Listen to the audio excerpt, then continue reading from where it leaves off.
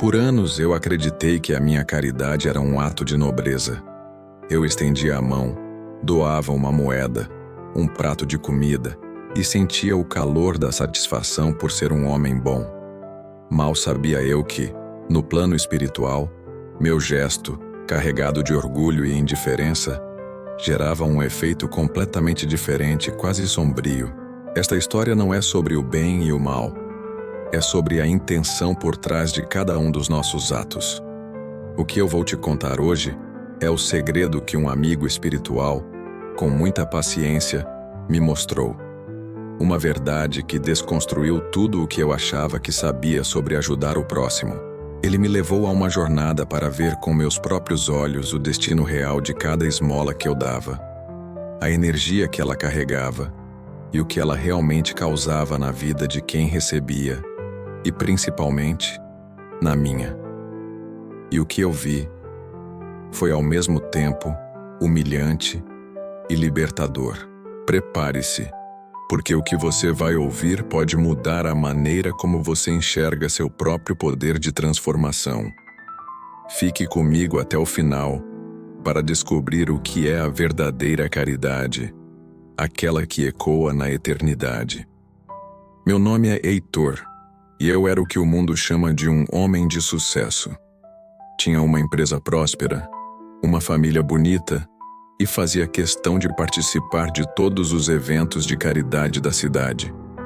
Para mim, a vida era uma equação simples. Trabalho duro gera riqueza, e parte dessa riqueza deve ser devolvida aos menos afortunados. Era uma transação. Eu sempre carregava dinheiro trocado no carro. Ao parar no semáforo, entregava a moeda sem nem mesmo olhar nos olhos da pessoa. Sentia uma pontada de orgulho. Fiz minha parte, pensava. Eu via a gratidão no rosto deles, mas não sentia conexão alguma. Era um gesto automático, vazio. Essa era a minha vida, uma sucessão de dias produtivos e gestos calculados de bondade. Eu não era um homem mau. Eu era apenas ignorante da verdade maior que rege nossas vidas, a lei do amor e da sintonia.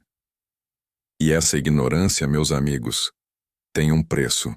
E você, que me escuta agora, já parou para pensar na energia que coloca em seus atos de ajuda?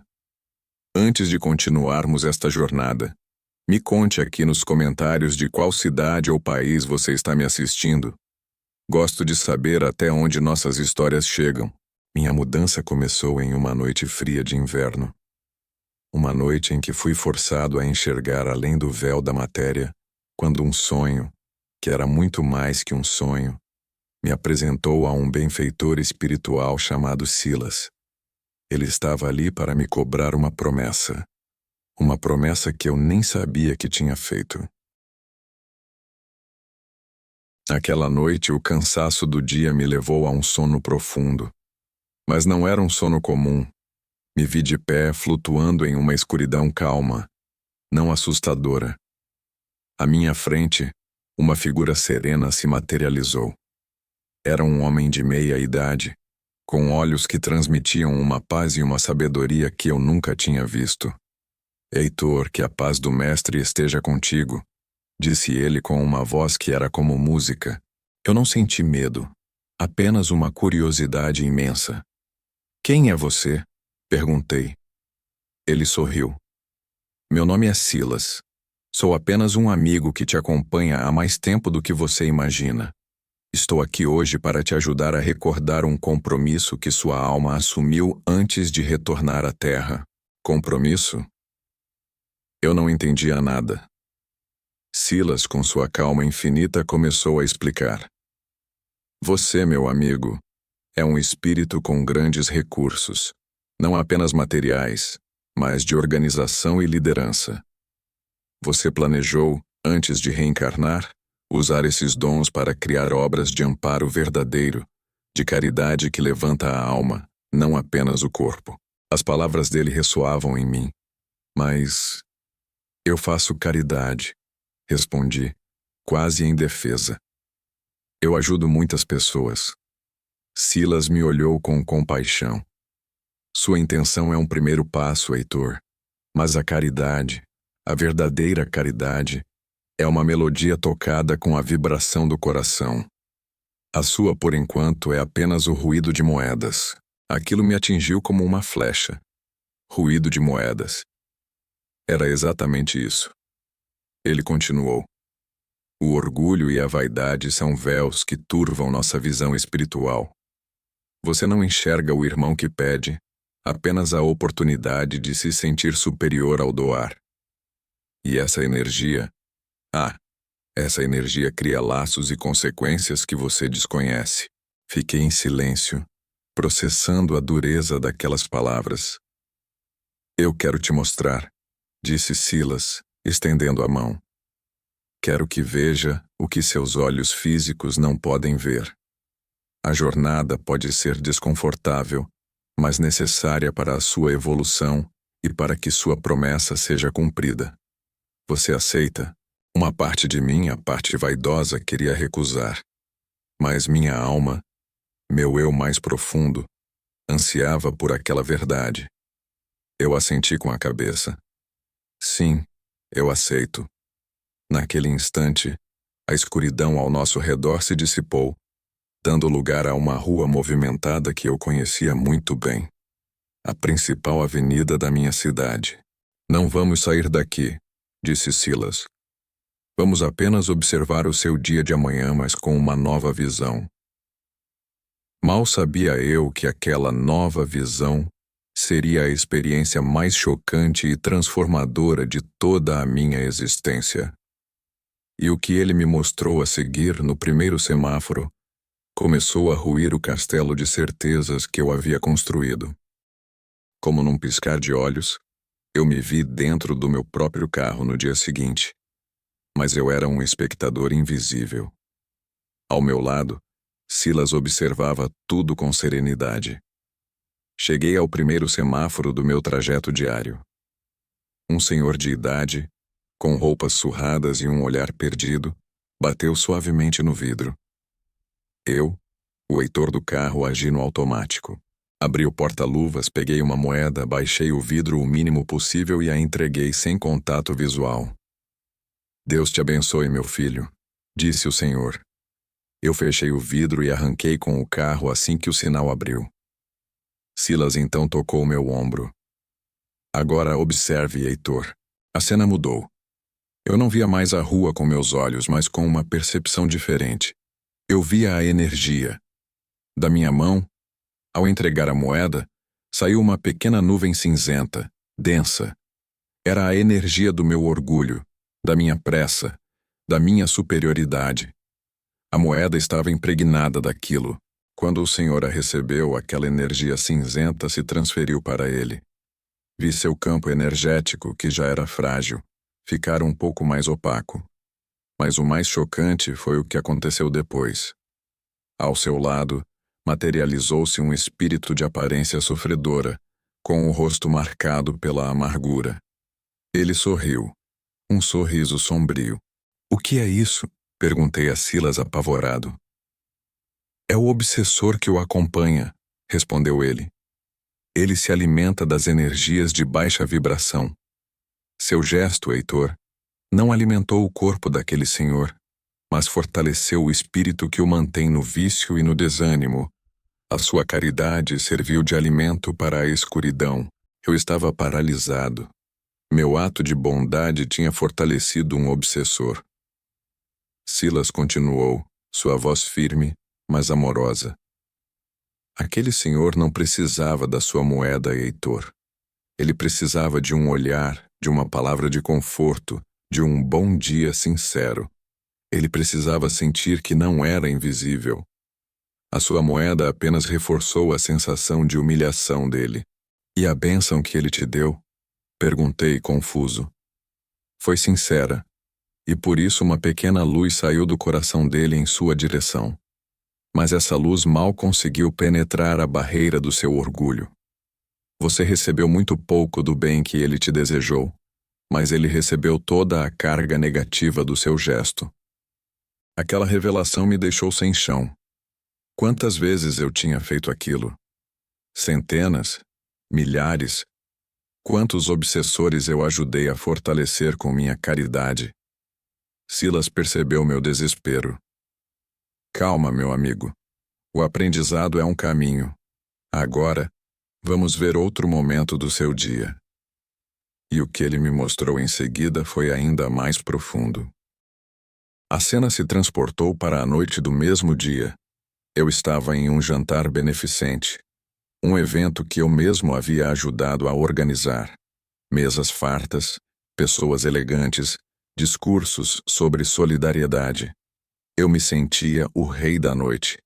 Havia doado uma quantia significativa para a construção de um orfanato. Eu, o espectador, via a cena com Silas. Via o meu outro eu apertando mãos, recebendo elogios, o peito estufado de vaidade. Eu estava no palco, segurando um cheque simbólico gigante, sorrindo para as câmeras. Um gesto nobre, Heitor, comentou Silas, com uma ponta de ironia. Agora veja a energia. E novamente, a percepção mudou. Do meu corpo no palco, emanava uma energia densa, quase púrpura, a cor da vaidade e do poder. Essa energia se espalhava pelo salão, e o que eu vi me deixou horrorizado. Entre as mesas, espíritos zombeteiros e sombrios se banqueteavam com aquela energia. Eles flutuavam de um convidado para o outro, sugando as emanações de orgulho, de competição para ver quem doava mais, de autoengrandecimento. O salão de festas era, na verdade, um grande banquete para espíritos de baixa vibração. Eles são atraídos pela sintonia, explicou Silas. Onde há vaidade, eles encontram um lar. Mas e o orfanato? Gaguejei. O dinheiro é real, as crianças serão ajudadas, isso não conta? Claro que conta, Heitor. A lei de Deus é perfeita. A obra material se erguerá, e as crianças terão um teto. Por essa ação, você colherá os méritos correspondentes na matéria. Talvez um negócio que se fecha, uma dificuldade que se aplaina. Mas, continuou ele, a caridade que liberta, que ilumina a alma, essa não existiu aqui hoje. O que houve foi uma transação comercial. Você trocou dinheiro por prestígio, e no processo, alimentou a si mesmo com o veneno do orgulho e nutriu companhias espirituais que te manterão preso a essa mesma faixa vibratória. Olhei para o cheque simbólico. Aquele pedaço de papel para mim era a prova da minha bondade. Agora eu o via como um contrato, um elo com aquelas entidades sombrias que sorriam no canto do salão. Eu não estava ajudando. Eu estava me promovendo às custas da necessidade alheia. A vergonha me consumiu. Silas colocou a mão em meu ombro. A verdade às vezes dói, meu amigo, mas só ela pode nos libertar. Agora vou te mostrar o que é a verdadeira caridade. Não em um salão de luxo, mas em um beco escuro, onde a luz brilha mais forte. E o cenário se desfez, nos levando para um lugar de verdadeira lição.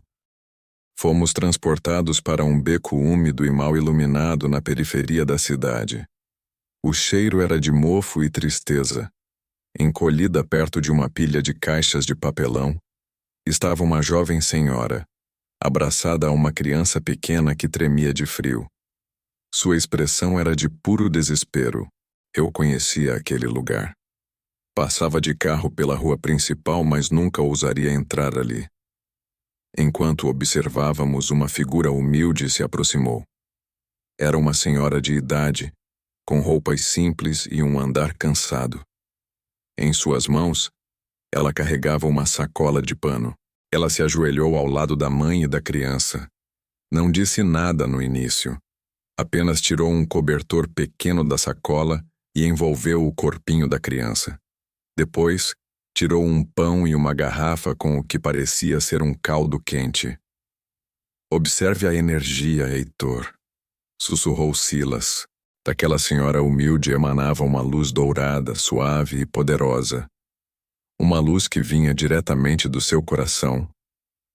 Ela não tinha a aura cinzenta do meu orgulho, nem a púrpura da minha vaidade. Era a luz pura do amor compassivo. Ao entregar o pão, ela disse: "Coma, minha filha. Amanhã Deus proverá." A jovem mãe começou a chorar, mas não era um choro de desespero. Era de alívio, de gratidão. A luz dourada da senhora envolveu a mãe e a criança, aquecendo-as mais do que o cobertor. E o mais incrível aconteceu. Ao lado da mãe, um espírito protetor, um anjo guardião, sorriu e pareceu ficar mais forte, mais luminoso. "Veja, Heitor", disse Silas, "isso é caridade.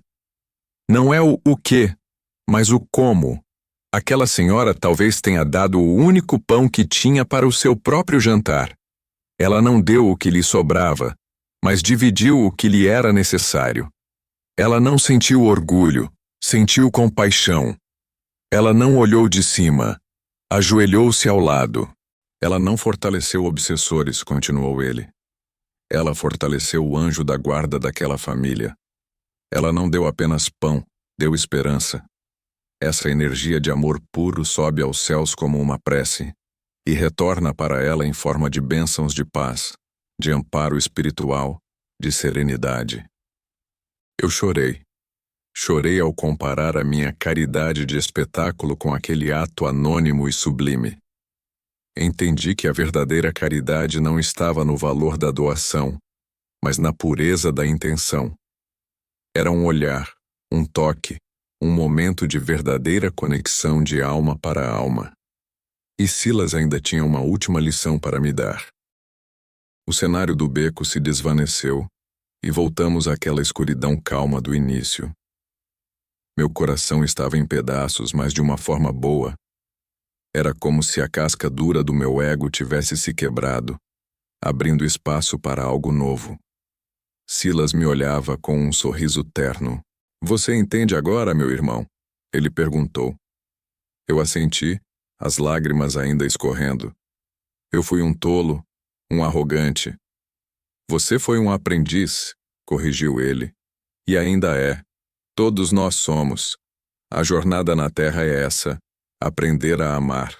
O resto é consequência." Ele então projetou uma última imagem à nossa frente. Era um ambiente luminoso, cheio de paz.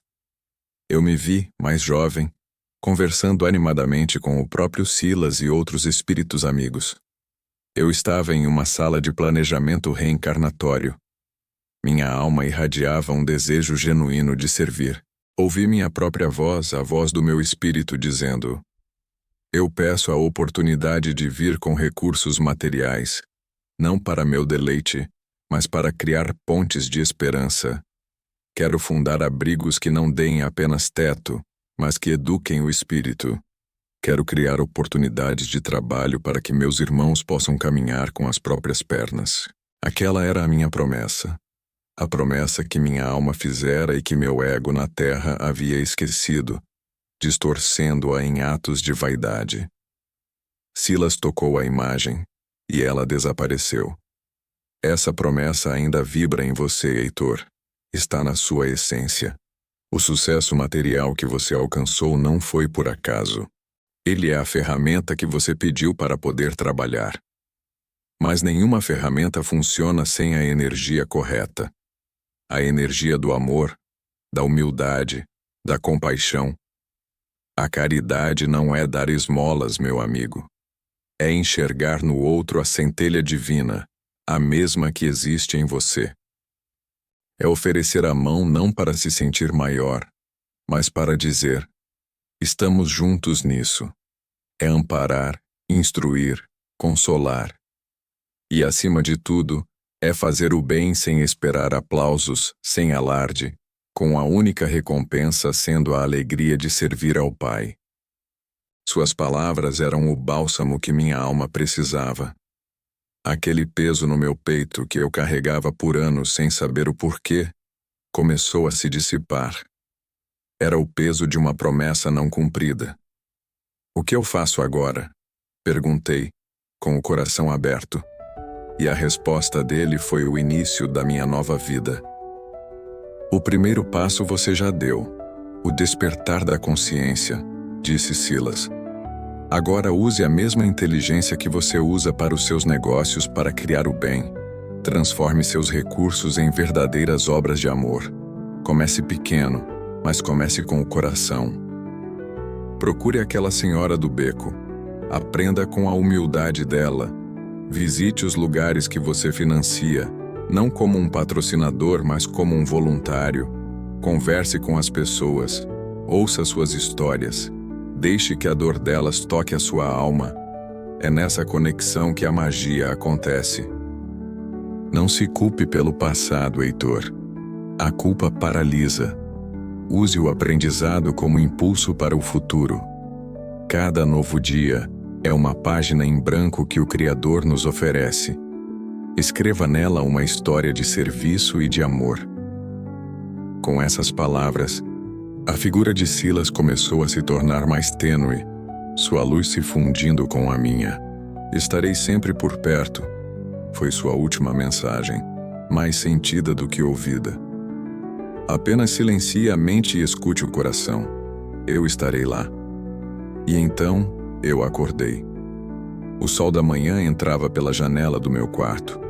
Eu não estava mais flutuando na escuridão, mas a clareza daquela experiência era mais real do que qualquer coisa que eu já tinha vivido. Sentei-me na cama e chorei. Mas desta vez era um choro de gratidão profunda. Eu não era mais o mesmo homem que havia deitado para dormir.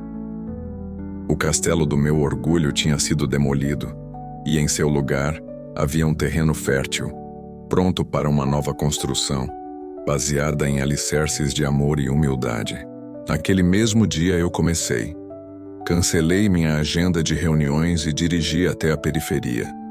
Não para dar esmolas, mas para encontrar a senhora do beco, minha primeira professora na jornada da verdadeira caridade.